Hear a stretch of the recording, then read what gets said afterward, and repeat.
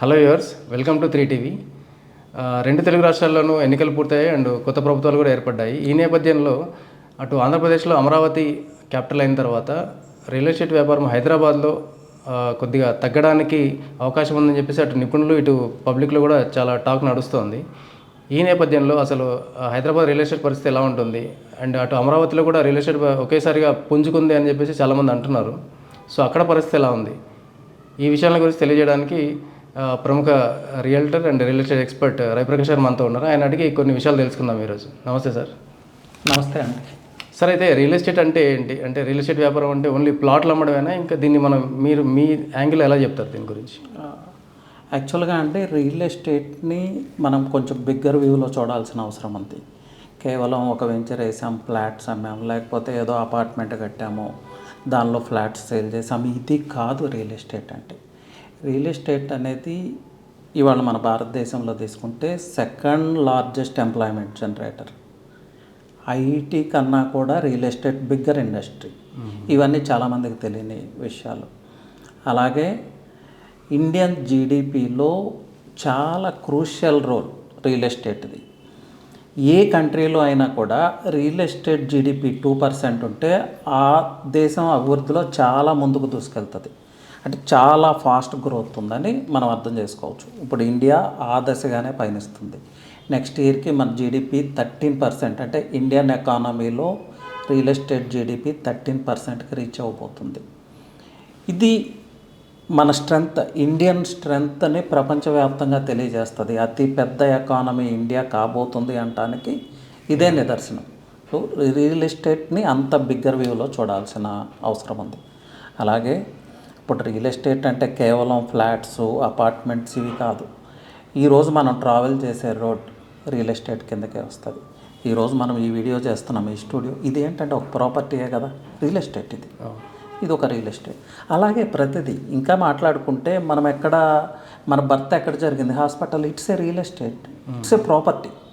So each and everything is connected to real estate. అంటే ఈ దేశంలో వెల్తీ పీపుల్ ఎవరు అంటే the people who holds real estate. అంటే ఎవరైతే ల్యాండ్స్ని హోల్డ్ చేస్తారో, ఎవరైతే కమర్షియల్ ప్రాపర్టీస్ని హోల్డ్ చేస్తారో, any type of real estate, వాళ్ళే రిచర్ పీపుల్.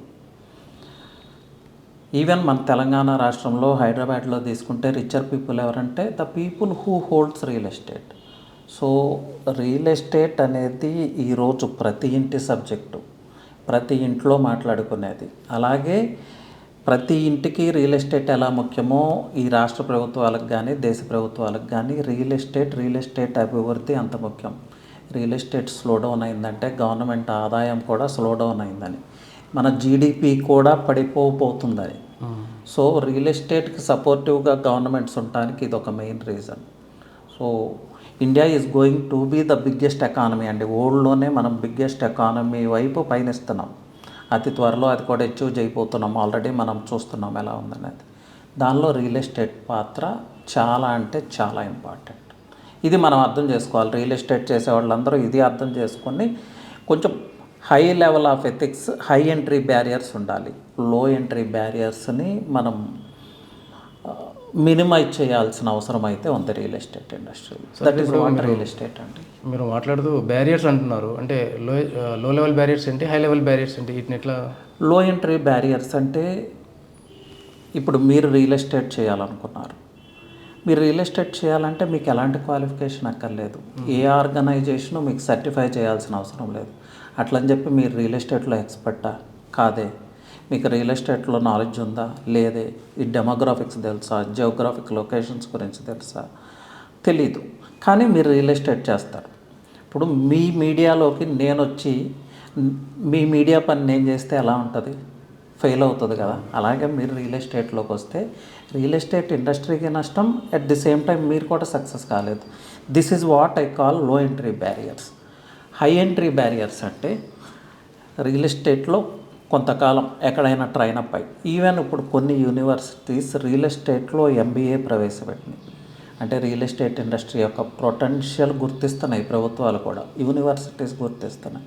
ఇప్పుడు నేను ప్రత్యక్షంగా కొన్ని యూనివర్సిటీస్కి వెళ్ళి అక్కడ విద్యార్థులకు రియల్ ఎస్టేట్ అంటే ఏంటి, రియల్ ఎస్టేట్లో ఉండే ఆపర్చునిటీస్ ఏంటి, అనేది ఎక్స్ప్లెయిన్ చేస్తున్నాను. ఇంకా చెప్పాలంటే ఒక సివిల్ ఇంజనీర్కి బయట జాబ్ చేస్తే లేకపోతే ఒక ప్రొఫెసర్గా చేస్తే 30,000 40,000 శాలరీ వస్తుంది. అదే ఒక ప్రాజెక్ట్ మేనేజర్గా చేస్తే తను 1 lakh శాలరీ డ్రా చేయొచ్చు. So this is real estate and this is high entry barriers. Educates రావాలి, ట్రైన్డ్ పీపుల్ రావాలి. దానికోసమే క్రెడాయ్ లాంటి అథారిటీస్, రేరా ఇవన్నీ ఇంప్లిమెంట్ చేస్తూ ఉంది. ఇండియన్ రియల్ ఎస్టేట్ అనేది అనార్గనైజ్డ్ నుంచి ఆర్గనైజ్డ్ వైపు ప్రయాణం చేస్తూ ఉంది. ఇప్పుడు నడుస్తున్న ఫేజ్ అది. ఓకే. సరే, అయితే ఇప్పుడు ఎవరైనా ఒక చోట ఒక ప్లాట్ కొన్నారనుకోండి, ఏదో భవిష్యత్తులో దాని ప్రైస్ పెరుగుతుందని కొంటారు. సో ఇప్పుడు రియల్ ఎస్టేట్లో ఈ ప్రైస్లు ఎందుకు పెరుగుతాయి, ఎలా పెరుగుతాయి? రియల్ ఎస్టేట్లో ప్రైస్ పెరగటం అంటే చాలా ఫ్యాక్టర్స్ కోఆపరేట్ చేయాలండి. ఫస్ట్ ఎప్పుడు కూడా రియల్ ఎస్టేట్లో ఇన్వెస్ట్ చేసేటప్పుడు లొకేషన్ మనం proper kind of location select చేసుకోవాలి. మనం ఎక్కడికో వెళ్ళిపోయి ఏదో పర్చేజ్ చేసి అది ప్రైస్ పెరుగుతుందా అంటే ప్రైస్ పెరగటం సంగతి పక్కన పెట్టండి, దాని వాల్యూ పడిపోతుంది కూడా.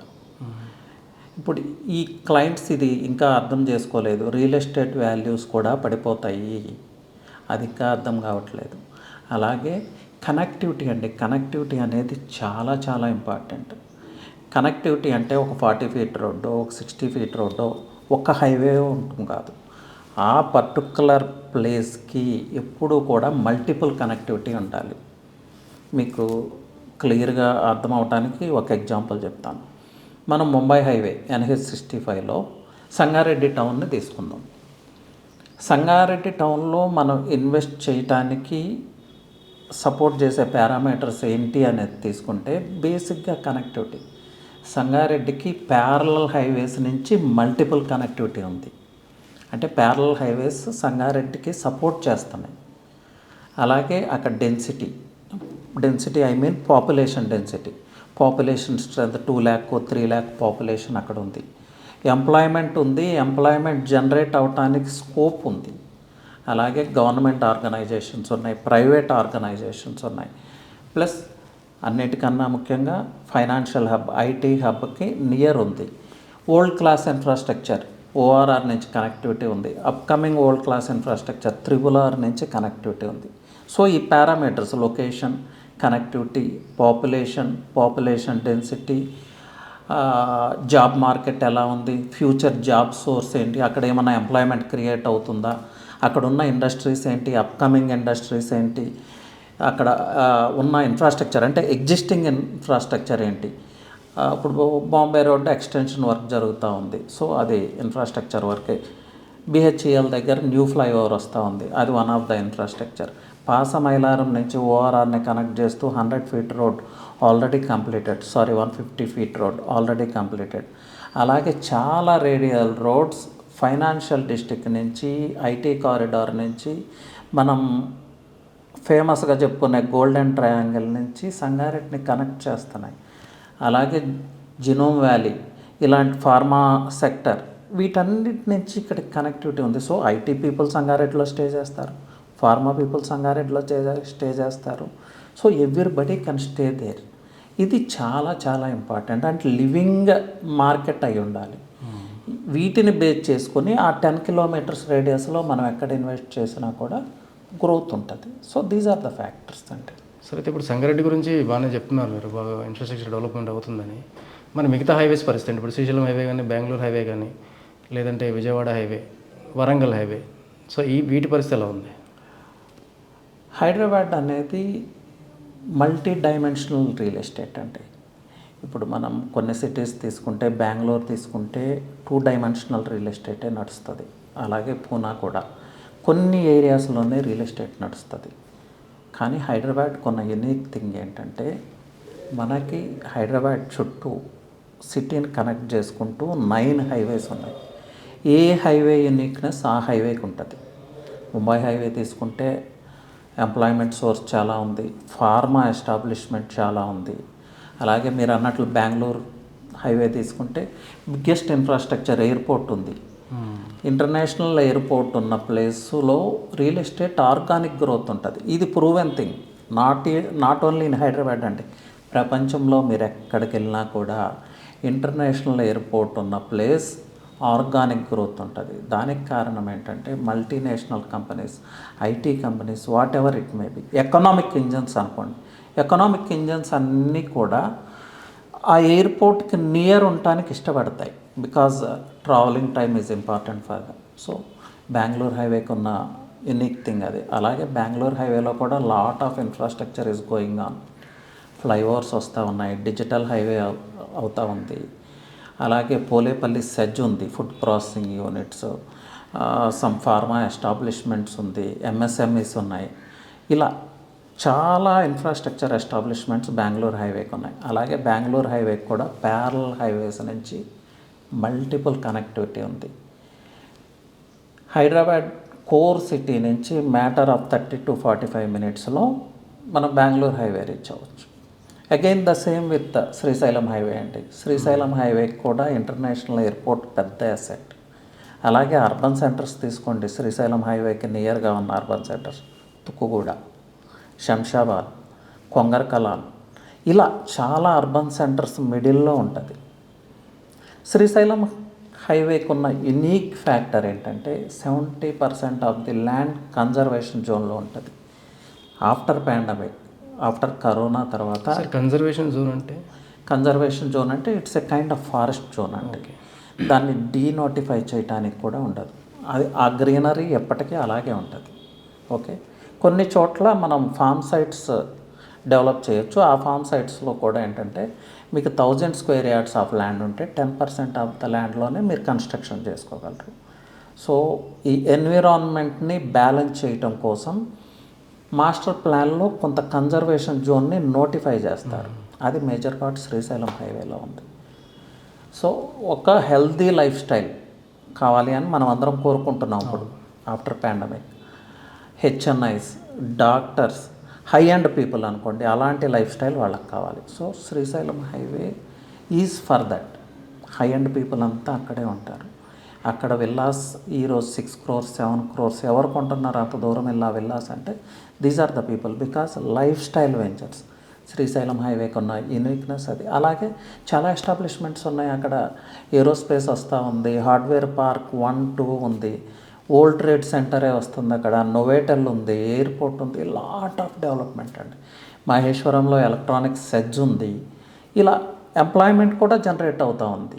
డెన్సిటీ ఆఫ్ పాపులేషన్ కూడా మంచిగానే ఉంది. అలాగే శ్రీశైలం హైవే కూడా ఎక్స్టెన్షన్ ప్రపోజల్లో ఉంది. ఇలా ఏ హైవేకి ఆ హైవే యూనిక్ అండి. మీరు నెక్స్ట్ అడిగింది విజయవాడ హైవే. విజయవాడ హైవే తీసుకుంటే 2 స్టేట్స్ని, 2 తెలుగు రాష్ట్రాలని, అది కూడా 2 క్యాపిటల్స్ని కనెక్ట్ చేసే రోడ్డు. చాలా పొటెన్షియల్ ఉన్న రోడ్డు అది. ఎంఎస్ఎంఈస్కి అది ఒక సెంటర్ అని చెప్పొచ్చు. చాలా ఎంఎస్ఎంఈస్ అక్కడ ఎస్టాబ్లిష్ అయి ఉన్నాయి. అలాగే విజయవాడ హైవేకి ఉన్న ఒక మైనస్ ఏంటంటే one side of the highway నుంచి మంచి కనెక్టివిటీ ఉంది.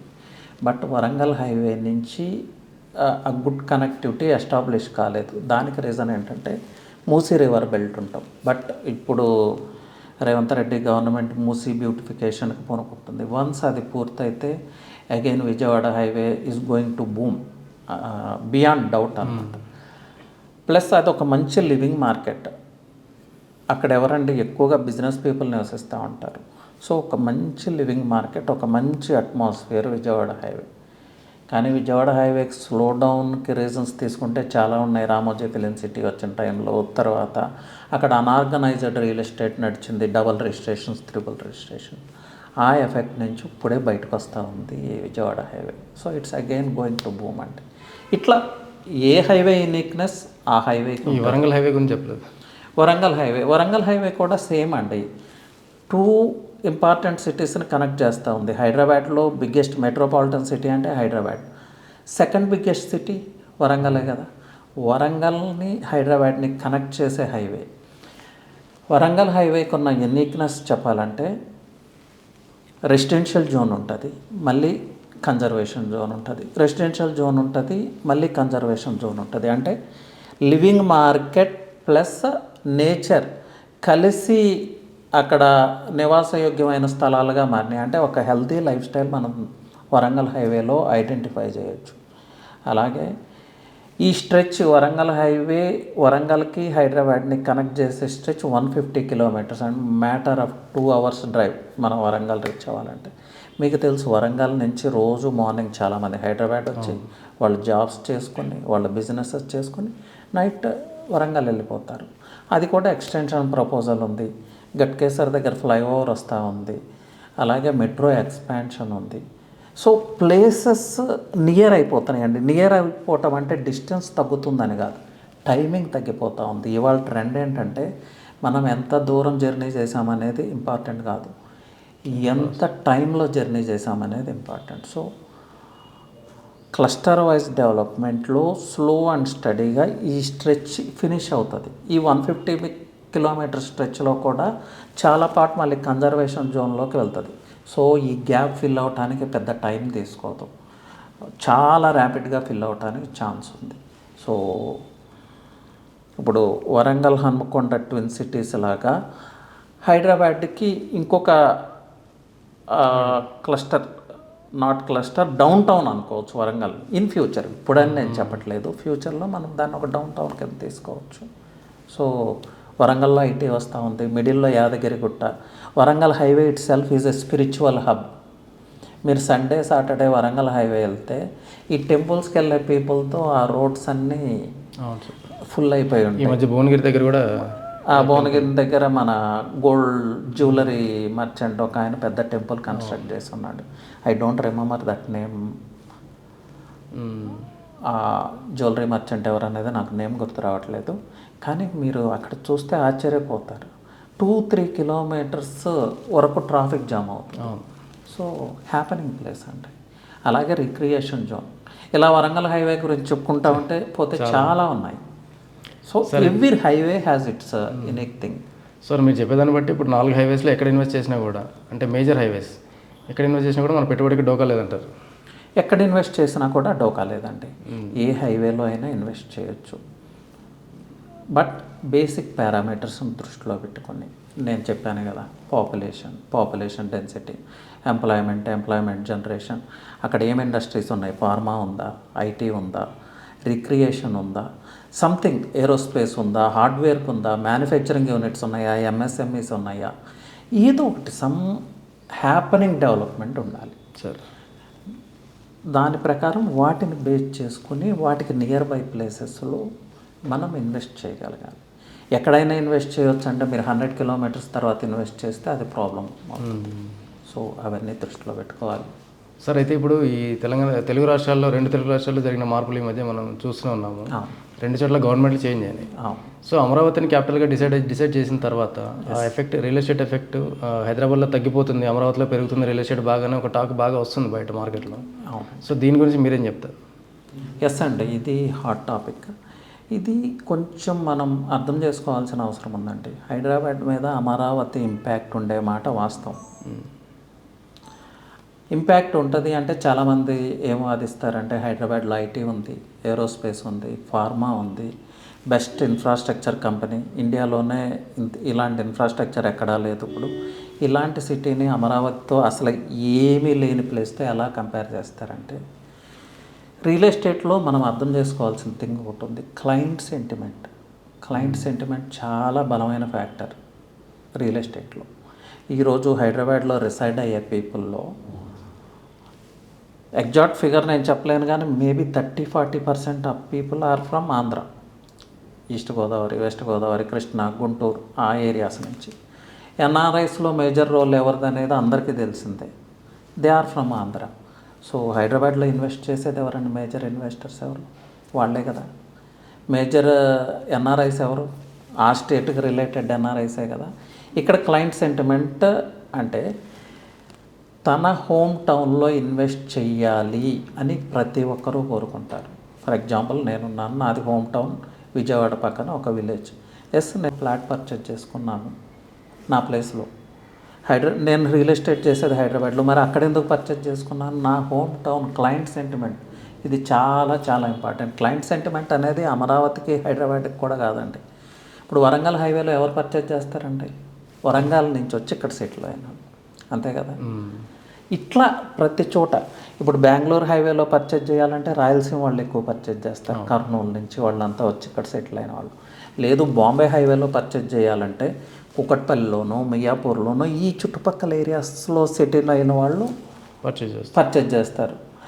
ఇక్కడి నుంచి వెళ్ళి బెంగళూరు హైవేలో ఇన్వెస్ట్ చేయొచ్చు కదా, తప్పేముంది. That is what I call client sentiment. Client sentiment అనేది చాలా చాలా బలమైన ఫ్యాక్టర్. మీరు 10,000 crore ఇన్ఫ్రాస్ట్రక్చర్ అక్కడ వస్తుందని చెప్పండి, ఇక్కడ క్లయింట్ సెంటిమెంట్ ఉంటే ఇక్కడే ఇన్వెస్ట్ చేస్తారు. మనం ఎన్ని చెప్పినా కూడా వినరు. ఆ ఫ్యాక్టర్ చాలా బలంగా ఉంది ఇప్పుడు అమరావతికి. ఇది డెఫినెట్గా హైదరాబాద్ రియల్ ఎస్టేట్ మీద ఇంపాక్ట్ చూపిస్తుంది. But Hyderabad real estate market ఎలాంటిదంటే ఇండియాలోనే టాప్ 9 మార్కెట్స్లో హైదరాబాద్ రియల్ ఎస్టేట్ మార్కెట్ ఒకటి. ఆంధ్ర పీపుల్ వీళ్ళు అక్కడ ఇన్వెస్ట్ చేసుకున్నంత మాత్రాన ఇక్కడ ఏదో అయిపోతుందని కాదు. ప్లస్ సెకండ్ ఇన్వెస్ట్మెంట్ మళ్ళీ హైదరాబాద్లోనే చేస్తారు, ఫస్ట్ ఇన్వెస్ట్మెంట్ ఒకటే అమరావతిలో చేస్తారు. అలాగే అక్కడ ఈలోపు రాజకీయ పరిణామాలు, అక్కడ డెవలప్మెంట్స్ ఎలా ఉంటాయి అనే దాని మీద కూడా డిపెండ్ అయి ఉంటుంది. ప్లస్ ఇంకొంచెం ఓపెన్గా మాట్లాడుకుంటే ఇప్పుడు అక్కడ జరుగుతున్న రియల్ ఎస్టేట్ని చూస్తే ఆ ఫస్ట్ ఇన్వెస్ట్మెంట్ చేసే పరిస్థితులు కూడా లేవండి. నాలాంటి ఒక పర్సన్ ఇన్వెస్ట్ చేద్దామని ముందుకెళ్ళినా కూడా అక్కడ జరుగుతున్న రియల్ ఎస్టేట్ ట్రెండ్స్కి డ్రాప్ అయ్యి వెనక్కి వచ్చేస్తూ ఉన్నారు. సో హైదరాబాద్ రియల్ ఎస్టేట్ మీద ఇంపాక్ట్ ఉండబోతుంది. ఏపీలో ఇవాళ చెప్పిన రేటు రేపు చెప్పట్లేదు, రేపు చెప్పిన రేటు ఎల్లుండి లేదు అన్నట్టుగా ఉంది ఇక్కడ పరిస్థితి. అంటే ఇక్కడ 10,000 చెప్తే రేపు ఒక 40,000 50,000 కూడా చెప్పేస్తున్నారు. అవునండి, అలాంటి పరిస్థితి ఉందనేది ఒక ఇది. అవునండి, ఈ ప్రైజెస్ అన్నీ బౌన్స్ బ్యాక్ అవుతాయండి. ఆఫ్టర్ 6 months ఈ రోజు ఏ ప్రైస్ ఉందో ఆ ప్రైస్కే వస్తుంది. ఇది ప్రూవెన్ థింగ్, నేను చెప్పేది కాదు. 2014లో ఏం జరిగింది, సేమ్ 1 lakh ఉన్నది 10 lakhs అయింది, 10 lakhs 20 అయింది, 22 crores అయింది, 3 crores అయింది, 4 crores అయింది. కానీ ఆ ఎండ్ బయ్యర్ ఈ రోజు కూడా రీసేల్ చేసుకోలేకపోయారు. Again the same thing. ఇది అమరావతి అని కాదండి, ఎక్కడ జరిగినా ఇదే జరుగుతుంది. ఇది యూనివర్సల్లా. అయితే దీన్ని కొంచెం డీప్గా ఎక్స్ప్లెయిన్ చేయమంటారా? చేయండి. ఇది ఎట్లా అంటే traditional way of doing real estate అండి. రియల్ ఎస్టేట్ అనేది అందరికీ తెలిసింది. ఎప్పుడు 2004 ఆ టైమ్స్లో రియల్ ఎస్టేట్ అనేది ప్రతి ఇంటి సబ్జెక్ట్ అయింది. ఆ టైమ్స్లో ఎలా ఉండేదంటే మనకు ఎలాంటి నాలెడ్జ్ లేకపోయినా, బేసిక్ పారామీటర్స్ని దృష్టిలో పెట్టుకుపోయినా, ఈవెన్ ఆ సైట్కి ప్రాపర్ కైండ్ ఆఫ్ అప్రోచ్ లేకపోయినా నేను వెళ్ళి అక్కడ ఇన్వెస్ట్ చేస్తే 1 monthకో 2 monthస్కో 1 yearకో అది ప్రైస్ జంప్ అయ్యేది. ఎందుకు జంప్ అయ్యేది అనే దానికి రీజన్ ఏం లేదు, జంప్ అయ్యేది అంతే. ఇది ఆటో పైలట్ మోడ్ అంటారు. కొన్ని బిజినెసెస్ కొంతకాలం ఆటో పైలట్ మోడ్లో ఉంటాయి. మీ యూట్యూబ్ ఛానల్స్ కూడా ఒక టైంలో ఆటో పైలట్ మోడ్లో ఉన్నాయి. ఫార్మా, ఆక్వాకల్చర్ ఆటో పైలట్ మోడ్లో ఉంది. ఎవరు ఆక్వాలోకి వెళ్ళినా 1 టైంలో కోటేశ్వర్లే వాళ్ళు. ఇలా రియల్ ఎస్టేట్ కూడా 1 point ఆఫ్ టైంలో ఆటో పైలట్ మోడ్లో ఉంది. అది ఫినిష్ అయిపోయింది. బట్ పీపుల్ ఇంకా ఆ మైండ్ సెట్లోనే ఉన్నారు. అండ్ దీస్ లో ఎంట్రీ బ్యారియర్స్. ఇక్కడ ఏ క్వాలిఫికేషన్ అక్కర్లేదు, ఏ ఎడ్యుకేషన్ అక్కర్లేదు. ఇక్కడ జియోగ్రాఫిక్స్ ఏంటి, డెమోగ్రాఫిక్స్ ఏంటి, ఇన్ఫ్రాస్ట్రక్చర్ ఏంటి, అసలు ఈ బేసిక్ థింగ్స్ కూడా చాలామందికి తెలియదు. But they keep on doing real estate and they keep on investing. ఎక్కడ పెట్టినా పెరుగుతుంది అనే ఒక గుడ్డి నమ్మకం ఇంకా నడుస్తూ ఉంది. హైదరాబాద్లో అయితే అది కొంతవరకు పోయింది, కానీ అక్కడ ఇంకా పూర్తిగా దానిలో నుంచి బయటకు రాలేదు. దానివల్ల ఈ ప్రైజెస్ ఎలా పెరుగుతున్నాయి. సరే, అయితే ఇప్పుడు తెలంగాణలో ల్యాండ్ రేట్లు పెంచుతామని చెప్పేసి మన రేవంత్ రెడ్డి గారు చెప్తున్నారు. అది కూడా 30 to 40% వరకు పెంచుతామని అంటున్నారు. సో అట్లా ల్యాండ్ రేట్లు అంటే ఆన్ ఆఫ్ సడన్గా పెంచడం వల్ల అది ఎవరికి లాభం, ఎవరికి నష్టం? అంటే గవర్నమెంట్కి కొద్దిగా ఇన్కమ్ వెళ్ళొచ్చు, అంటే వీళ్ళు పెట్టిన సంక్షేమ పదాలకి కొద్దిగా డబ్బులు కావాలి కాబట్టి సో ఇట్లా చేస్తారు. బట్ పబ్లిక్ ఎట్లా ఎఫెక్ట్ అవుతారు దీనివల్ల? అంటే రిజిస్ట్రేషన్ ఛార్జెస్ కూడా పెరుగుతాయి కదా. ఎస్, అంటే ఇప్పుడు మేజర్ ప్రాబ్లం హైదరాబాద్లో ఎఫోర్డబిలిటీ మిస్ అవుతుంది. మిడిల్ క్లాస్ వాళ్ళు ల్యాండ్ కొనే పరిస్థితి లేకుండా అయిపోతుంది, ఫ్లాట్ కొనే పరిస్థితి లేకుండా అయిపోతుంది. అగైన్ వాళ్ళ మీద మళ్ళీ బర్డన్ వేస్తే ఇప్పుడు ఈ బర్డన్ ఫేస్ చేయాల్సింది డెవలపర్ కాదు, ఎండ్ యూజరే. అవును. సో ఇప్పటికే చాలా ట్యాక్సెస్ కలెక్ట్ చేస్తూ ఉంది గవర్నమెంట్. నాలా tax, impact fee, it's a big list అండి. పైగా దీనిలో కొంచెం బాధాకరమైన విషయం ఏంటంటే ఇప్పుడు ఈ ట్యాక్సెస్ ఏదైతే కలెక్ట్ చేస్తుందో ఆ ప్రాజెక్ట్ వచ్చే ఏరియాలో ఇన్ఫ్రాస్ట్రక్చర్ ఖర్చు పెట్టట్లేదు. అగైన్ మీరు అన్నట్లు ఆ స్కీమ్స్ కోసం, ఆ పథకాల కోసం ఖర్చు పెడతా ఉంది. ఇక్కడ గవర్నమెంట్ని మనం విమర్శించలేము, కానీ this is not the right way అండి. మిడిల్ క్లాస్ వాళ్ళ మీద ఇది బర్డన్, డెఫినెట్గా బర్డన్. దీనివల్ల ఎవరికి యూజ్ లేదు, ఒక గవర్నమెంట్కి తప్ప. ఈ అమౌంట్ అంతా మళ్ళీ స్కీమ్స్కి వెళ్ళిపోతుంది. So it's not a productive thing కదా. వాళ్ళు ఇచ్చిన హామీలు అమలు చేయటం కోసం ఇవన్నీ చేస్తూ ఉన్నారు. But at the same time real ఎస్టేట్ని పుష్ చేయడానికి ఏమన్నా ఇన్సెంటివ్స్ ఇస్తే, పుష్ చేయాల్సిన యాక్టివిటీస్ ఇస్తే మేబీ దాన్ని బ్యాలెన్స్ చేసుకోవటానికి అవకాశం ఉంటుంది. అది కరెక్టే సార్. అయితే ఇప్పుడు గవర్నమెంట్ ఇచ్చే పుష్ దీనివల్ల ఇటు రియల్ ఎస్టేట్ వ్యాపారులకు కొద్దిగా ఇన్కమ్ పెరుగుతుంది, సేమ్ టైం గవర్నమెంట్కి ఇన్కమ్ వస్తుంది. బట్ ఇప్పుడు నేను ఒక చోట ఒక 10,000 పెట్టి కొంటే ఆ ప్రైస్ అయితే అక్కడ ఇన్ఫ్రాస్ట్రక్చర్ డెవలప్ అయితే తప్ప హైక్ అవ్వదు, ప్రైస్ హైక్ అవుతుంది. మరి అనవసరంగా ఇప్పుడు కొన్న కస్టమర్ అయితే లాస్ అవుతున్నారు, ఎండ్ యూజర్ అయితే లాస్ అవుతున్నట్టే కదా. నేను అదే మాట్లాడుతున్నానండి. ఇప్పుడు రియల్ ఎస్టేట్లో ఇన్వెస్ట్ చేస్తే ఒక రాంగ్ అజంప్షన్ అనమాట. క్లయింట్స్ వైపు నుంచి కూడా ఇది దృష్టి పెట్టాలి. ఈరోజు ఇన్వెస్ట్ చేసి 2 months తర్వాత నా ప్రాపర్టీ ప్రైస్ ఎలా ఉంది, 6 months తర్వాత నా ప్రాపర్టీ ప్రైస్ ఎలా ఉంది, 1 year తర్వాత నా ప్రాపర్టీ ప్రైస్ ఏమైనా పెరిగిందా, అసలు అడగద్దు, పెరగదు, ఛాన్సే లేదు. పెరిగిందని చెప్తారు మీకు ఎవరైతే సేల్ చేశారో, లేదంటే ఏజెంట్స్ కావచ్చు, డెవలపర్స్ కావచ్చు. మీరు 5,000 పెడితే ఈరోజు ప్రైస్ 10,000 ఉంది అంటారు. ఆ 10,000కి మీరు రీసేల్ పెడితే not even a single buyer welcome. ఇది అర్థం చేసుకోవాలి. రియల్ ఎస్టేట్ అనేది mid term investment, long term investment, short term investment కానే కాదు.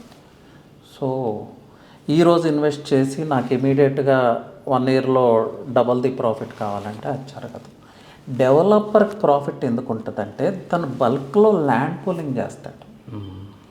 ల్యాండ్ పూలింగ్ చేసి తను తక్కువ ప్రైస్లో కొని దానికి వాల్యూ యాడ్ చేస్తాడు. తన ఇన్ఫ్రాస్ట్రక్చర్తో, తన పర్మిషన్స్తో, ఒక కాంపౌండ్ వాల్, ఒక ఆర్చ్, ఒక రోడ్, ఒక స్విమ్మింగ్ పూల్, పార్క్, ఒక గేటెడ్ కమ్యూనిటీనే క్రియేట్ చేస్తాడు. వాల్యూ యాడెడ్ ప్రోడక్ట్ అది. దానికోసం అతను కొంచెం ప్రాఫిట్స్ తీసుకుంటాడు. ఇక్కడ కూడా ఏంటంటే 60-70% of the developers are failing అండి. అందరూ డెవలపర్స్ ప్రాఫిట్స్ ఏం తీసుకోవట్లేదు, lot of burdens. So client ఆలోచన తీరు ఇక్కడ మారాలి. మీరు ఇన్వెస్ట్ చేయండి, ఒక 5 years వెయిట్ చేయండి, మీకు డెఫినెట్గా రిజల్ట్ వస్తుంది. అది కూడా పారామీటర్స్ బేస్ చేసుకొని. Real estate is something which protects your future అండి. మీ ఫ్యూచర్ నీడ్స్ని అడ్రస్ చేయగలుగుతుంది రియల్ ఎస్టేట్ ఇన్వెస్ట్మెంట్. లాంగ్ టర్మ్లో తప్ప షార్ట్ టర్మ్లో మనకి ఎటువంటి బెనిఫిట్? షార్ట్ టర్మ్లో కూడా వస్తుంది. కొన్ని ప్లేసెస్లో కొన్ని పారామీటర్స్ని దృష్టిలో పెట్టుకొని, కొన్ని అవుట్ సైడ్ ఫోర్సెస్ కూడా సపోర్ట్ చేస్తే వస్తుంది. ఆ ఇంటెన్స్ వర్క్, ఆ రీసెర్చ్ మీరు చేసుకోగలగాలి. అంత బిగ్గర్ ఇన్వెస్ట్మెంట్ కూడా మీ దగ్గర ఉండాలి. Depends on your budget. ఈ ఫ్యాక్టర్స్ అన్నీ ఉంటాయి. సరే, అయితే ఇప్పుడు గేటెడ్ కమ్యూనిటీస్ బాగా వినిపిస్తుంది పేరు బయట. అంటే ఎవరు చూసినా కూడా గేటెడ్ కమ్యూనిటీస్లోనే ఇల్లు కొనుక్కోవాలి లేదా ఫ్లాట్ కొనుక్కోవాలి అంటున్నారు. అంటే ఎందుకు అట్రాక్ట్ అవుతున్నారు ఇట్లా? అంటే వాళ్ళు ఇచ్చే అమ్యూనిటీస్ లేకపోతే ఆ అమ్యూనిటీస్కి ఖర్చు పెట్టి కూడా ఈ ఫ్లాట్ ఇల్లు కొనుక్కున్నా కూడా ఇవి పెట్టిన పెట్టుబడికి అది సూట్ అవుతుందా? అంటే సాటిస్ఫై అవుతున్నారా క్లయింట్స్? ఎస్ అండి, దీనిలో మల్టిపుల్ ఫ్యాక్టర్స్ ఉన్నాయి. ఎందుకు గేటెడ్ కమ్యూనిటీస్లో లేదంటే హై రైజెస్, మీరు అనేది హై రైజెస్లో ఎందుకు ఇన్వెస్ట్ చేస్తున్నారంటే, డెవలపర్స్ ఏది డెవలప్ చేస్తే అదే క్లయింట్ తీసుకోవాలి. ఇప్పుడు developers are not interested in developing stand alone apartments, ఎందుకంటే ల్యాండ్ ప్రైజెస్ పెరిగిపోయినాయి. సో హై రైజే కన్స్ట్రక్ట్ చేయాలి. క్లయింట్కి ఛాన్స్ లేదు కదా. ప్లస్ రియల్ ఎస్టేట్లో ఎప్పుడూ కూడా ఎమోషనల్ బయ్యింగ్ ఉంటుందండి. మీరు కొన్నారని నేను కొన్నారన్న ఇంకొక పర్సన్, ఆయన చూసి ఇంకొక పర్సన్, దానిలో సోషల్ స్టేటస్ అనుకోండి, లేకపోతే మీరు కొన్నారు కాబట్టి నాకు ఒక కాన్ఫిడెన్స్ క్రియేట్ అవుతుంది. ఈ ఫ్యాక్టర్స్ అన్నీ ఉంటాయి. సో ఇప్పుడు ఒక ఐటీ ఎంప్లాయీ మంత్కి ఒక 5 lakhs 6 lakhs డ్రా చేసే ఐటీ ఎంప్లాయీ వెళ్ళి హై రైజ్ టవర్స్లో 1.5 crore 2 crores స్పెండ్ చేసి ఫ్లాట్ కొనుక్కుంటున్నాడు. అతను నైబర్ ఏం చేస్తున్నాడు, ఇది సిల్లీ థింగే కానీ what is happening in market అండి. ఇది అందరూ ఆలోచించాలి. ఏం చేస్తున్నాడు, ఇతనికి సోషల్ స్టేటస్, వాళ్ళ పిల్లలు ఏ స్కూల్లో చదివితే వీళ్ళ పిల్లలు ఆ స్కూల్లో చదవాలి, ఇది ఉందా లేదా? హైదరాబాద్ సిటీలో ఉంది కదా. వాడికి ఏ పెట్టుంటే ఈయనకి ఆ పెట్టు ఉండాలి. ఇప్పుడు వాడు హై రైజ్లో కొన్నాడు కాబట్టి ఈయన హై రైజ్లో కొనాలి. It's a social status thing అండి, ఫాల్స్ ప్రెస్టీజ్ థింగ్. అలాగే ఎమ్యూనిటీస్ ఒకటి చాలా అట్రాక్ట్ చేస్తున్నాయి. ఆ ఎమ్యూనిటీస్ మనకు అవసరమా, అవసరం లేదా, నిజంగా ఆ ఎమ్యూనిటీస్ మనం యూజ్ చేసుకుంటామా అనే లెవెల్ వరకు ఎవరు రీసెర్చ్ చేయట్లేదు. స్విమ్మింగ్ పూల్ ఉంది, క్లబ్ హౌస్ ఉంది, ఇంకా ఏదో సూపర్ మార్కెట్ ఉంది లోపల. మీకు ఒక విచిత్రమైన విషయం చెప్తాను. ఇప్పుడు హై రైజ్ టవర్స్లో స్టే చేసే పర్సన్ సూపర్ మార్కెట్ ఉంటుంది, స్విమ్మింగ్ పూల్ ఉంటుంది, నువ్వు ఆ స్విమ్మింగ్ పూల్ ఎప్పుడు యూజ్ చేసుకోలేవు. నీకు ఒక జిరాక్స్ కావాలి, ఒక పేపర్ జిరాక్స్ తీసుకోవాలంటే ఏం చేస్తాడు చెప్పండి? బయటికి వెళ్ళాల్సిందే. బయటికి వెళ్ళాలంటే ఇట్స్ ఒక 1 అవర్ వర్క్. తన పైనుంచి కిందకు వచ్చి కార్ తీయటానికే ½ అవర్ పడుతుంది. మళ్ళీ హైదరాబాద్ ట్రాఫిక్లో తిరిగి ఆ జిరాక్స్ షాప్ ఎక్కడ ఉందో, it's a lot of burden అండి. మనం అనుకున్నంత ఈజీగా ఏముండదు గేటెడ్ కమ్యూనిటీ లైఫ్ లేకపోతే high rise building life. But అది బయటికి చెప్పుకోవటానికి ఇష్టపడట్లేదు. సోషల్ స్టేటస్ కానీ అన్నీ బయటకు వస్తున్నాయి ఇప్పుడు. ఇది మనకి ఇనిషియల్ స్టేజ్లో ఉన్నాం. హై రైజ్ కానీ గేటెడ్ కమ్యూనిటీస్ కానీ ఇప్పుడే ఎంటర్ అయ్యాం మనం. ఈ 10 years నుంచే నడుస్తూ ఉంది. సో దానిలో ఉన్న ప్రాబ్లమ్స్ తెలియాలంటే కొంత టైం పడుతుంది. ఇప్పుడు రియలైజ్ అవుతూ ఉన్నారు. ఇంకా మీకు క్లియర్గా చెప్పాలంటే కంపెనీస్ నేమ్స్ మనం చెప్పకూడదు, కానీ 1-2 కంపెనీస్ చెప్తాను. అపర్ణ, వెర్టెక్స్, వీళ్ళు ఎక్కడ హై డెన్సిటీ ప్రాజెక్ట్స్ ప్రమోట్ చేయట్లేదు. ఎందుకు చేయట్లేదు? వాళ్ళకి వాళ్ళే ఎథిక్స్ పెట్టుకొని, వాళ్ళకి వాళ్ళే క్యాప్ పెట్టుకొని లో డెన్సిటీ అపార్ట్మెంట్స్ క్రియేట్ చేస్తూ ఉన్నారు. ఒక స్విమ్మింగ్ పూల్లో 3000 ఫ్యామిలీస్ 4000 ఫ్యామిలీస్లో ఉన్న గేటెడ్ కమ్యూనిటీలో ఒక స్విమ్మింగ్ పూల్ ఉంటే ఎలా సరిపోతుంది అంటే రకరకాల ఆర్గ్యుమెంట్స్ ఉంటాయి. ఎలా వస్తాయి స్విమ్మింగ్ పూల్స్? అది 5 star హోటలా? ఇప్పుడు క్రియేట్ చేస్తున్నారు కొంతమంది బిల్డర్స్. ప్రతి ఫ్లోర్లో గ్రౌండ్ ఫ్లోర్, ఫస్ట్ ఫ్లోర్ ఎమ్యూనిటీస్కి అలాట్ చేసి ప్రతి ఫ్లోర్కి స్విమ్మింగ్ పూల్ క్రియేట్ చేస్తున్నారు. ఎవ్రీథింగ్ ఈజ్ పాసిబుల్ అండి. కానీ ఉన్న లూప్ హోల్స్ని యూజ్ చేసుకుంటున్నారు బిల్డర్స్. అది గ్రహించట్లేదు ఇన్వెస్టర్స్. హై రైజ్లో కొనటం తప్పు కాదు, గేటెడ్ కమ్యూనిటీలో కొనటం తప్పు కాదు. బట్ సమ్ కాన్షియస్నెస్ మనం ఉపయోగించాలి. క్వాలిటీ ఆఫ్ కన్స్ట్రక్షన్ ఎలా ఉంటుంది, ఎన్విరాన్మెంటల్ ఫ్యాక్టర్స్ ఏంటి, చాలా ఓవర్ హీట్ క్రియేట్ చేస్తుంది. గ్రౌండ్ వాటర్ని సక్ చేసేస్తున్నారు. ఈరోజు బెంగళూరు పరిస్థితి ఎంత దారుణంగా ఉంది. చెన్నైలో అర్బన్ ఫ్లడ్స్, రేపు హైదరాబాద్లో కూడా ఇదే చూడబోతున్నాం మనం. 5-10 yearsలో overheat. Already land temperatures హైదరాబాద్లో పెరిగిపోయినాయి, మెర్క్యూరీ లెవెల్స్ పెరిగిపోయినాయి. మీకు ఇంకొక విచిత్రమైన విషయం చెప్తాను. నాయిస్ పొల్యూషన్ ఎక్కువ ఎక్కడుందనుకుంటున్నారు హైదరాబాద్లో? జనరల్గా నాయిస్ పొల్యూషన్ ఎక్కడ ఎక్కువ ఉంటుంది? జంక్షన్స్లో ఉంటాయి, ఖైరతాబాద్, ఇండస్ట్రియల్ ఏరియాస్లో ఉంటుంది, ఏ సిటీలో అయినా. కానీ హైదరాబాద్ పరిస్థితి అలా లేదు. ఇండస్ట్రియల్ ఏరియాస్లోనే నాయిస్ పొల్యూషన్ తక్కువ ఉంది. సిటీలో రెసిడెన్షియల్స్ మధ్యలో నాయిస్ పొల్యూషన్ ఎక్కువ క్రియేట్ అవుతూ ఉంది. దానికి అది ఎక్స్ప్లెయిన్ చేయాలంటే ఇట్ టేక్స్ సమ్ టైం. ఇలా మనం టోటల్ ఎన్విరాన్మెంట్నే ఈ gated communities, high rises disturb చేస్తున్నాయి. అట్లని చెప్పి వీటికి ఏం పాజిటివ్స్ లేవా అంటే చాలా పాజిటివ్స్ ఉన్నాయండి. పీస్ ఆఫ్ లైఫ్, సెక్యూరిటీ, ఇలా డిఫరెంట్ ఇష్యూస్ ఉన్నాయి. ఒక మంచి లైఫ్ స్టైల్ ఎంజాయ్ చేయొచ్చు, ఒక మంచి కమ్యూనిటీలో మంచి పీపుల్తో స్పెండ్ చేయొచ్చు. బట్ ఎట్ వాట్ కాస్ట్ అనేది మనం ఆలోచించాలి. కానీ దీనికి ఆప్షన్ ఉందా అంటే ఆప్షన్ లేదు. ఈ డెన్సిటీని తట్టుకోవాలంటే హై రైజెస్ కావాల్సిందే. కానీ ఎస్ఎస్ ఇంపాక్ట్ టెస్ట్ ఉండాలి. దాని ఇంపాక్ట్ ఎలా ఉంటుంది, ఎక్కడ హై రైజ్ కట్టవచ్చు, ఎక్కడ మిడ్ రైజ్ కట్టాలి, ఇవన్నీ ఫాలో అవ్వాలి. ఇవన్నీ విస్మరించేశారు గవర్నమెంట్. ఎవరైనా మాట్లాడితే వాళ్ళ మీద రకరకాల పద్ధతుల్లో ప్రెజర్ తీసుకురావటం. రూల్స్కి అన్నిటికీ అగైనెస్ట్గా కన్స్ట్రక్షన్ జరుగుతూ ఉంది. ప్రతి 5 floors హైట్కి సెట్ బ్యాక్స్ పెంచుకోవాల్సిన అవసరం ఉంది. ఈ బిల్డర్స్ అందరూ కలిసి గవర్నమెంట్ని ఇన్ఫ్లుయెన్స్ చేసి ఆ రూల్ తీసేపిచ్చారు. సో వన్స్ అగైన్ డెన్సిటీ ఇది ఎవరికి, ఆ పర్చేజర్కి కూడా తెలియదు. ఎవరన్నా హై రైజ్ గురించి మాట్లాడితే వాళ్ళు ఇష్టం వచ్చినట్లు మాట్లాడతారు. కానీ ఈ రూల్స్కి అగైనెస్ట్గా ఎందుకు వెళ్తున్నారు? రూల్స్కి అగైనెస్ట్గా వెళ్ళటం అంటే ఏంటండి? తప్పు చేయటమే కదా, సంథింగ్ దేర్ అనే కదా. ఇవన్నీ దృష్టిలో పెట్టుకోవాలి. లేదంటే మనం కూడా అర్బన్ ఫ్లడ్స్ చూస్తాము. ల్యాండ్ టెంపరేచర్ ఆల్రెడీ పెరిగింది, మెర్క్యూరీ లెవెల్స్ పెరిగినాయి. దీని మీద ఓవర్ హీట్ ఇష్యూస్ వల్ల రైజ్ అయ్యే హెల్త్ ఇష్యూస్ ఆల్రెడీ పెరిగినాయి. ఇట్స్ ఏ విషియస్ సైకిల్ అండి అగైన్. కానీ ఇది సిటీ గ్రోత్ కావాలి అంటే తప్పదు. బట్ ఇన్ ఏ కాన్షియస్ వే ఆ ఇంపాక్ట్ని అర్థం చేసుకొని దానికి కావాల్సిన మెజర్స్ తీసుకుంటా డెవలప్ చేయొచ్చు. బట్ మేబీ ఈ గవర్నమెంట్ అలా చేస్తుందని మనం ఎక్స్పెక్ట్ చేస్తాం. సార్, ఇప్పుడు తెలంగాణలో గవర్నమెంట్ మారిన తర్వాత రేవంత్ రెడ్డి ఈ రీజనల్ రింగ్ రోడ్ యొక్క రేడియస్ పెంచుతున్నారు. అవునండి, అక్కడ దాకా కూడా హెచ్ఎండి లెవెల్ తీసుకెళ్తున్నారు. అవును. సో దీనివల్ల హైదరాబాద్ రేంజ్ ఏమైనా పెరిగే అవకాశం ఉందా? అంటే ఇన్వెస్టర్లు ఇంకా ఎక్కువ మనం అట్రాక్ట్ చేసే అవకాశం ఉంటుందా? డెఫినెట్గా పెరుగుతుందండి. హైదరాబాద్కి ఉన్న స్ట్రెంగ్తే హైదరాబాద్ ల్యాండ్ బ్యాంక్. మీరు 360 డిగ్రీ యాంగిల్లో ఎక్కడ చూసుకున్నా కూడా మనం గ్రో అవుతూనే వెళ్ళచ్చు.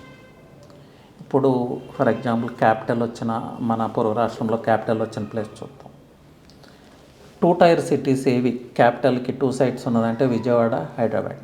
అవి ఎక్స్టెండ్ అవడానికి లిమిటెడ్ సోర్సే ఉంది, అందుకే అవి 2 టైర్గానే మిగిలిపోయినాయి. అవి business centres, financial centres, Vijayawada కానీ గుంటూరు కానీ vibrant cities, business people reside అయ్యే సిటీస్, రిచ్ పీపుల్ రిసైడ్ అయ్యే సిటీస్ విజయవాడ, గుంటూరు. కానీ అవి ఎక్స్పాండ్ అవ్వలేదే, ల్యాక్ ఆఫ్ ల్యాండ్ అవైలబిలిటీ. మీరు ఇంకోటి గమనించారా, హైదరాబాద్ కన్నా విజయవాడలో ప్రైజెస్ ఎక్కువ ఉంటాయి. దానికి రీజన్ ల్యాండ్ లేదు, మనకున్న బిగ్గెస్ట్ అసెట్. సో హైదరాబాద్ని ఇలా హై రైజ్ పేరుతో 50 టవర్స్ 60 టవర్స్ కట్టే కన్నా ఇలా స్ప్రెడ్ అవ్వటం చాలా ఇంపార్టెంట్. అది అన్ని విధాలా మంచిది. ప్లస్ ల్యాండ్ రేట్స్ కరెక్షన్కి మంచిది.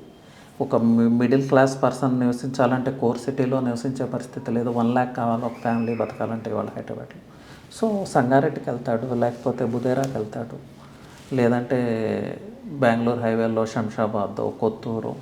సిటీ షుడ్ ఎక్స్పాండ్ అండి. అప్పుడు పీపుల్ కూడా డిస్ట్రిబ్యూట్ అవుతారు. డిస్ట్రిబ్యూట్ అయినా కూడా మనకు old class connectivity, expressways ఉన్నప్పుడు ఈజీగా తన వర్క్ ప్లేస్కో లేకపోతే కోర్ సిటీకో రీచ్ అవ్వడానికి ఛాన్స్ ఉంటుంది. హైదరాబాద్ డెమోగ్రాఫిక్స్నే మార్చబోయేది regional ring road and this expansion అండి. ఇది చాలా చాలా ఇంపార్టెంట్. ఇది మస్ట్, తప్పనిసరిగా జరిగి తీరాలి. లేకపోతే ఈ ప్రాబ్లమ్స్ అన్నీ మనం ఫేస్ చేస్తాం. Urban flooding, sewage problems, health problems, over rise of temperatures, over rise of mercury levels, noise pollution. ఇది ఎండ్లెస్ లిస్ట్. అంటే ఈ గవర్నమెంట్లోనే మనకి RRR కంప్లీట్ అవుతుంది అనుకుంటారు మీరు? అది అంటే గవర్నమెంట్ అయితే అనౌన్స్ చేస్తుంది కానీ but it's a bit doubt అండి. మనం ORR తీసుకుంటే 10 years ప్లస్ పట్టింది. అవును. మేబీ ఇప్పుడు మన టెక్నాలజీ చాలా చేంజ్ అయింది. ఇండియన్ గవర్నమెంట్ మేజర్ ఫోర్స్ అంతా ఈ హైవేస్ని క్రియేట్ చేయటం మీద పెడుతుంది. సో చాలా టెక్నాలజీ అప్డేట్ అయింది. కానీ 5 yearsలో ఎంతవరకు పాసిబుల్ ఇంత బిగ్గెస్ట్ ఇన్ఫ్రాస్ట్రక్చర్ అనేది వీ కాంట్ సే. అయితే మినిస్టర్ గారు అయితే అదే చెప్తా ఉన్నారు, 3 yearsలోనే మా టర్మ్లోనే కంప్లీట్ చేస్తాము. అది ఒక అద్భుతమైన కంప్లీట్ చేస్తే చాలా మంచిది. అందరం స్వాగతిద్దాం. అవును. సరే, అయితే ఇప్పుడు మనకి అమరావతి క్యాపిటల్ అయిన తర్వాత ఆటోమేటిక్గా రియల్ ఎస్టేట్ బాగా భూములు లేచింది అక్కడ. అవునండి. చాలామంది ఎమోషనల్గా కనెక్ట్ అయిపోయి ఎమోషనల్గా బయింగ్ చేస్తున్నారు. అవును. మీ ఉద్దేశంలో ఎంతవరకు, అంటే ఎంత పర్సెంటేజ్ అక్కడ, అంటే ఉన్న ప్రైస్ కంటే కూడా ఇప్పుడు గవర్నమెంట్ మారింది కాబట్టి ఎంత పర్సెంటేజ్, అంటే ఒక 10%, 15%, ఎంత పర్సెంటేజ్ ఎక్స్ట్రా మనం పే చేసి మనం అక్కడ ల్యాండ్ బై చేయొచ్చు అంటారు? ఎస్ అండి. అమరావతి అనేది ఆంధ్రప్రదేశ్కి శాశ్వత రాజధాని. దీనిలో అయితే ఇంకెలాంటి అనుమానం లేదు.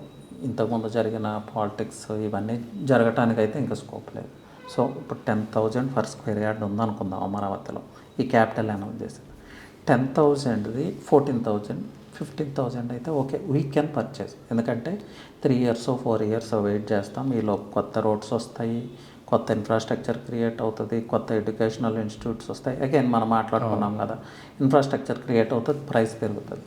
కానీ 10,000ది 20,000 అయితే, 30,000 అయితే, 40,000 అయితే ఇప్పుడు 60-70కి రీచ్ అయిందని చెప్తా ఉన్నారు. అంటే ఆఫ్టర్ 15 years 20 years ప్రైస్ ఇప్పుడు చెప్తా ఉన్నారు. సో పొరపాటును కూడా పర్చేజ్ చేయొద్దు. చేస్తే మాత్రం 100% లాస్ అవ్వాల్సిందే. ఈ ప్రైజెస్ అన్నీ మళ్ళీ మీకు బౌన్స్ బ్యాక్ అవుతాయి. ఇప్పుడు ఏదైతే ప్రైస్ ఉందో 10,000 15,000 అక్కడికే వస్తాయి. దీనికి అందరూ అర్థం చేసుకోవాలండి, ఈ ఇన్ఫ్రాస్ట్రక్చర్ అనేది స్లో ప్రాసెస్. ఒక రోడ్డు, ఒక కన్స్ట్రక్షన్ అవ్వాలంటే ఓవర్ ది నైట్ కాదు కదా, ఇయర్స్ టుగెదర్ పడుతుంది. ఇప్పుడు మనం కన్స్ట్రక్ట్ చేయబోయేది ఒక క్యాపిటల్, అది దృష్టిలో పెట్టుకోవాలి. ఎలాంటి మిస్టేక్స్కి తావలేదు ఇక్కడ. సో ఇన్ఫ్రాస్ట్రక్చర్ డెవలప్ అవ్వాలంటే పాలసీకే చాలా రోజులు టైం పడుతుంది, పాలసీ మేకింగ్కే చాలా రోజులు టైం పడుతుంది. చాలా ఛాలెంజెస్ ఉన్నాయి. ఫండ్స్ ఛాలెంజ్ ఉంది, ఫండ్స్ కావాలి. సెంట్రల్ గవర్నమెంట్ ఎంతవరకు సపోర్ట్ చేస్తుంది, స్పెషల్ స్టేటస్ ఇస్తారా లేదా, ఇన్ఫ్రాస్ట్రక్చర్ అంతా ఎప్పుడు కంప్లీట్ అవుతుంది, ఇవన్నీ మనం దృష్టిలో పెట్టుకోవాలి కదా. సో ఆ ప్రైజెస్లో అయితే పర్చేజ్ చేయొద్దు. చేయాలనుకుంటే దానికి ఆప్షన్స్ ఉన్నాయి. ఈ సెంట్రల్ జోన్ ఏదైతే ఉందో క్యాపిటల్ రీజియన్కి చుట్టుపక్కల ఆల్మోస్ట్ విజయవాడ వరకు ఉంటుంది. విజయవాడ చుట్టుపక్కల మీకు బ్యూటిఫుల్ వెంచర్స్ ఉన్నాయి. ఈ రోజు అంటే ఈరోజు హౌస్ కన్స్ట్రక్ట్ చేసుకోవచ్చు, లేకపోతే 2 years వెయిట్ చేసి హౌస్ కన్స్ట్రక్ట్ చేసుకోవచ్చు ఎయిర్పోర్ట్ వరకు. అలాంటి ప్లేసెస్లో హైవేకి నియరో లేకపోతే ఏదో ఒక ఇన్ఫ్రాస్ట్రక్చర్ ఉన్న ప్లేస్ కొంచెం నియర్గా ఇన్వెస్ట్ చేసుకోండి. డెఫినెట్గా ఈ అమరావతి రిపిల్ ఎఫెక్ట్ అక్కడ పడుతుంది, మీ ప్రైస్ గ్రోత్ అవుతుంది. లీస్ట్ రిస్క్ అలా చేయండి. ఇలా పర్చేజ్ చేస్తే మాత్రం డెఫినెట్గా లాస్ అవుతారు. ఇది నా కవిత్వం కాదు, ఇది యూనివర్సల్ లా, రియల్ ఎస్టేట్ లా మనం అర్థం చేసుకోవాలి. సార్ ఇప్పుడు రియల్ ఎస్టేట్ లా గురించి మీరు చెప్తున్నారు కదా, అంటే నేను ఇప్పుడు ఒక చోట సమ్ ల్యాండ్ నేను పర్చేజ్ చేయాలనుకున్నప్పుడు ఆ చుట్టుపక్కల ఉండే ఎటువంటి విషయాలు నేను పరిగణలోకి తీసుకోవాలి? అదే మనం ఇంతకుముందు అదే మాట్లాడుకున్నాం కదా, లొకేషన్ అండి. లొకేషన్ అనేది చాలా చాలా important. Location I mean core city నుంచి ఎంత డిస్టెన్స్లో ఉన్నాము. ఇప్పుడు హైదరాబాద్లో మనం ఎక్కడ ఇన్వెస్ట్ చేసినా ఎక్కడి నుంచి క్యాలిక్యులేట్ చేసుకుంటామండి, ఐటీ సెక్టర్ నుంచి, ఐటీ షాడో ఏరియా నుంచి ఎంత డిస్టెన్స్లో ఉన్నాము అనేది ఇంపార్టెంట్. అలా లొకేషన్ సెలెక్ట్ చేసుకున్నాం. నెక్స్ట్ వచ్చి కనెక్టివిటీ. మన పర్చేజ్ చేసే ప్లేస్కి ఎలాంటి కనెక్టివిటీ ఉంది, మన వెంచర్కి కాదు, మనం పర్చేజ్ చేసే ప్లేస్కి. For example Shamshabad, Kothur, Sangareddy, Shankarpalli, whatever it may be, ఆ 2 tier సిటీకో లేకపోతే ఆ అర్బన్ సెంటర్కో లేకపోతే ఆ విలేజ్కో ఎలాంటి కనెక్టివిటీ ఉంది. ఈ కనెక్టివిటీ చూసిన తర్వాత మన వెంచర్కి ఎలాంటి కనెక్టివిటీ ఉంది అనేది చాలా చాలా ఇంపార్టెంట్. కనెక్టివిటీ మీద ఎప్పుడు కూడా ఇంటెన్స్ వర్క్ చేయాలి. ప్లస్ ఎండ్ కనెక్టివిటీ ఉన్న ప్లేస్లో ఎప్పుడూ పర్చేజ్ చేయొద్దు. అంటే మన వెంచర్కి వెళ్ళే రోడ్డు ఏ మౌంటైన్ టాప్కో, ఏ రివర్ బాడీకో, ఏ వాటర్ బాడీకో ఎండ్ అయితే ఆ ప్లేస్, ఆ ఏరియా డెవలప్ అవడానికి స్కోప్ తక్కువ ఉంటుంది. It takes lot of time. So connectivity is very very important. అది కూడా మల్టిపుల్ కనెక్టివిటీ. మాస్టర్ ప్లాన్లో 100 feet రోడ్డు ఉంది, పర్చేజ్ చేస్తాను అంటే అసలు ఆ మాస్టర్ ప్లాన్లో 100 feet రోడ్డు వీళ్ళు ఎగ్జిక్యూట్ చేస్తారో లేదో తెలియదు. సో దాన్ని బిలీవ్ చేసి ఎప్పుడూ పర్చేజ్ చేయొద్దు. Existing connectivity and parallel highways నుంచి ఉన్న మల్టిపుల్ కనెక్టివిటీ, ఎకనామిక్ ఇంజన్స్ లాంటి కంపెనీస్ నుంచి ఉన్న కనెక్టివిటీ, ఐటీ షాడో ఏరియాస్ కావచ్చు, ఫార్మసీ షాడో ఏరియాస్ కావచ్చు. అలాగే ఎంప్లాయ్మెంట్ అండి, అక్కడ ఉన్న ఎంప్లాయ్మెంట్ ఏంటి, Tier 1 ఎంప్లాయ్మెంటా, Tier 2 ఎంప్లాయ్మెంటా, Tier 3 ఎంప్లాయ్మెంటా. Tier 3 ఎంప్లాయ్మెంట్ ఉంటే ఆ ఏరియా గ్రోత్ పెద్ద ఉండకపోవచ్చు. Tier 2 it takes time. Tier 1 employment అంటే ఐటీ ఎంప్లాయ్మెంటో, ఫార్మా ఎంప్లాయ్మెంటో, ఏరోస్పేస్ రిలేటెడ్ ఎంప్లాయ్మెంటో, మ్యానుఫ్యాక్చరింగ్ సెక్టర్ రిలేటెడ్ ఎంప్లాయ్మెంటో అక్కడ ఏముందనేది చూసుకోవాలి. మేబీ గవర్నమెంట్ జాబ్స్, లేదు ఫ్యూచర్లో ఎంప్లాయ్మెంట్ క్రియేట్ అవ్వడానికి ఏమైనా స్కోప్ ఉందా, ఇది చాలా చాలా ఇంపార్టెంట్. ఎందుకంటే ఇది డెన్సిటీ ఆఫ్ పాపులేషన్కి లీడ్ చేస్తుంది. అక్కడ ఉన్న పాపులేషన్ ఏంటి, పాపులేషన్ డెన్సిటీ ఏంటి, ఒక పర్టికులర్ ఒక స్క్వేర్ కిలోమీటర్లో ఎంతమంది నివసిస్తున్నారు. పాపులేషన్ ఒకటే కాదండి, సంగారెడ్డి టౌన్లో 2-3 lakh పాపులేషన్ ఉండొచ్చు. డెన్సిటీ కూడా ఇంపార్టెంట్. ఒక 1 square kilometerలో ఎంత డెన్సిటీ ఆఫ్ పాపులేషన్ ఉంది ఉంటే అప్పుడు డెన్సిటీ ఎక్కువగా ఉన్న చోట ల్యాండ్ రిక్వైర్మెంట్ ఎక్కువ ఉంటుంది. Simple logic. So density population and population density. అలాగే అక్కడ ఎగ్జిస్టింగ్ ఇన్ఫ్రాస్ట్రక్చర్ ఏముంది, ఔటర్ రింగ్ రోడ్ ఉందా, ఎంఎస్ఎంఈ ఉందా, తోషిబా ఉందా, ఏరోస్పేస్ ఉందా, ఏదన్నా కావచ్చు. అన్ని చోట్ల ఐటీ ఉండదు కదా, ఉండదు. సో ఏదైతే అది, ఇప్పుడు ముంబై హైవేకి తీసుకుంటే పాసమైలాదరం ఇండస్ట్రియల్ ఎస్టేట్ ఉంది, అలాగే తోషిబా ఉంది, ఎడ్యుకేషనల్ ఇన్స్టిట్యూట్స్ ఉన్నాయి. ఇది దృష్టిలో పెట్టుకోవాలి. నెక్స్ట్ చాలా చాలా ఇంపార్టెంట్ ఫ్యాక్టర్ అంటే ఎడ్యుకేషనల్ ఇన్స్టిట్యూట్స్. ఎడ్యుకేషనల్ ఇన్స్టిట్యూట్స్ ఉన్న చోట ల్యాండ్ ప్రైజెస్ చాలా ర్యాపిడ్గా పెరుగుతాయి. ఇది కంపల్సరీ మనం చెక్ చేసుకోవాలి. అలాగే అదర్ కైండ్స్ ఆఫ్ ఇన్ఫ్రాస్ట్రక్చర్ అంటే రోడ్స్ ఎలా ఉన్నాయి, న్యూ రోడ్స్ ఏమన్నా వస్తున్నాయా, new highways, not highways, new roads ఏమన్నా వస్తున్నాయా, లేదంటే మేనేజ్డ్ హైవేస్ ఏమన్నా వస్తున్నాయా, ఇంటర్ కనెక్టెడ్ రోడ్స్ ఏమైనా డెవలప్ చేస్తున్నారా అనేది చెక్ చేసుకోవాలి. అలాగే మాస్టర్ ప్లాన్లో అక్కడ ఏ జోన్ ఉంది, రెసిడెన్షియల్ జోన్ ఉందా లేకపోతే వేరే జోన్స్ ఏమైనా ఉన్నాయా. రెసిడెన్షియల్ జోన్ ఉంటేనే అక్కడ లివింగ్ మార్కెట్ ఏర్పడుతుంది. ఏ మ్యానుఫ్యాక్చరింగ్ జోను, ఇండస్ట్రియల్ జోను ఉంటే అక్కడ రెసిడెన్సెస్ రావడానికి సోర్స్ తక్కువ. ఇలా ఈ ఫ్యాక్టర్స్ అన్నీ మనం కన్సిడరేషన్లోకి తీసుకోవాలి. అక్కడ లోకల్ గవర్నెన్స్ ఎలా ఉంది అనేది కూడా ఇప్పుడు చాలా చాలా ఇంపార్టెంట్ అండి. మీకు ఒక ఎగ్జాంపుల్ చెప్తాను. హైదరాబాద్ రియల్ ఎస్టేట్లో ఇంత వైబ్రెంట్గా ఉండటానికి కారణం ఒక్క హైదరాబాద్ ఇన్ఫ్రాస్ట్రక్చర్ కాదండి, overall health of the state, Telangana state యొక్క economic power, overall health of the state. అదే మనం పొరుగు రాష్ట్రానికి వెళ్తే ఎస్ కొన్ని 2 టైర్ సిటీస్, పొటెన్షియల్ ఉన్న సిటీస్ చాలా ఉన్నాయి, but overall health of the state ఎలా ఉంది? చాలా ఇష్యూస్, రాజకీయ గొడవలన్నీ అవి. సో అది మనం ఎప్పుడు చెక్ చేసుకోవాలి. దీన్నే ఎకో సిస్టమ్ అంటారు. మంచి ఎకో సిస్టమ్ ఉంటేనే రియల్ ఎస్టేట్ ప్రైసెస్ పెరుగుతాయి, లేదంటే పెరగవు. ఇన్వెస్టర్లు కూడా మనకి రాగలుగుతారు. ఇప్పుడు హైదరాబాద్లో అంటే మనం ప్లేసెస్ చెప్తే బాగోదు, బట్ కొన్ని ప్లేసెస్లో ఎందుకు ఇన్వెస్ట్ చేయడానికి ముందుకెళ్ళరు ఇన్వెస్ట్మెంట్స్. అది గుడ్ ఎకో సిస్టమ్ కాదు, బిజినెస్ ఎకో సిస్టమ్ కాదు. ఈ ఫ్యాక్టర్స్ ఉంటాయండి. ఇంకా ఇలా చెప్పుకుంటూ పోతే చాలా ఫ్యాక్టర్స్ ఉంటాయి. సో అందుకే రియల్ ఎస్టేట్ ఇన్వెస్ట్మెంట్ ఎప్పుడూ కూడా ప్రాపర్ కైండ్ ఆఫ్ ఎక్స్పర్ట్తో చేయాలి. It needs intense research. Real estate అంటే చాలామంది లైట్ తీసుకుంటారు, అందుకే ఇన్ని కోట్లు ఊరికే వృధా అవుతా ఉన్నాయి. Go with a proper kind of expert అని నేను చెప్తా ఉన్నాను. మనం 3TV నుంచి మనం చేసే ఎఫర్ట్స్ అయితే మనం చేస్తాం. సరే, అయితే మీరు లాస్ట్ 15-20 ఇయర్స్ నుంచి మార్కెట్లో ఉన్నారు. అవునండి. సో 15 ఇయర్స్ బ్యాక్ ఇన్వెస్టర్ యొక్క మైండ్ సెట్ అండ్ ఇప్పుడున్న ఇన్వెస్టర్స్ యొక్క మైండ్ సెట్ ఎలా ఉంది కంపేర్ చేస్తే? ఎస్ అండి, lot of change. 15 years back investment మనం ఆల్రెడీ మాట్లాడుకున్నట్టు బ్లైండ్ ఇన్వెస్ట్మెంట్ చేసేవాళ్ళు. కానీ 15 ఇయర్స్ బ్లైండ్ ఇన్వెస్ట్మెంట్ చేసినా కూడా చాలా చోట్ల ప్రాఫిట్ సీల్ చేసుకున్నారు. బట్ స్లోగా అది చేంజ్ అవుతూ వచ్చింది. మన మహేశ్వరం, శంషాబాద్, నాగారం, కొత్తూరు ఈ ప్లేసెస్లో 2008-10 ఆ మిడిల్లో ఏం జరిగిందంటే ఎయిర్పోర్ట్ వచ్చిందని ఇష్టానుసారం ఇన్వెస్ట్ చేశారు. ఇప్పటికి కూడా వాటి మీద రిటర్న్స్ లేవు స్టిల్ టుడే.